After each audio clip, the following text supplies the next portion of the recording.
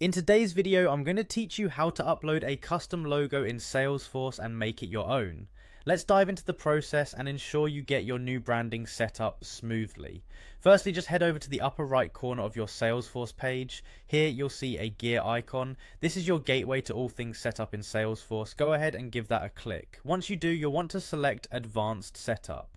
This option will guide you into more specialized settings for customizing your experience.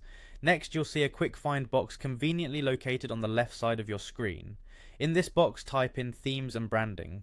Typing this will narrow down the options and make it more straightforward to locate the exact settings you need. When you see Themes and Branding appear under the User Interface section, click on it. This will take you to the area where the magic happens in terms of customizing the look and feel of your Salesforce. Now that you're in the right place, you'll notice a New Theme button. Give that a click. You're on your way to creating your very own theme. Once you hit that button, you'll need to give your theme its own unique name and description. This helps in identifying the theme later, especially if you'll create multiple ones. Moving forward, let's focus on the brand image section, which is essential for incorporating your logo. Click to upload your logo image directly from your computer. Make sure the file format and size align with Salesforce's specifications. Commonly, JPG, PNG, or GF files are recommended. Ensure the dimensions are suitable, as this impacts how your logo will appear.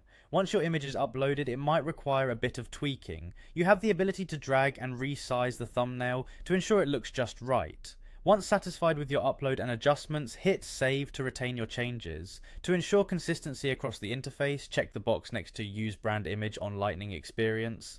This step makes certain your logo is displayed correctly across the Salesforce platform. Don't forget to hit save again at the bottom of the page to apply these changes. Finally, you're at the point of activating your new theme. Simply click the Activate button. This will apply the theme you've customized to your entire Salesforce organization, showcasing your unique branding every time you or your team logs in.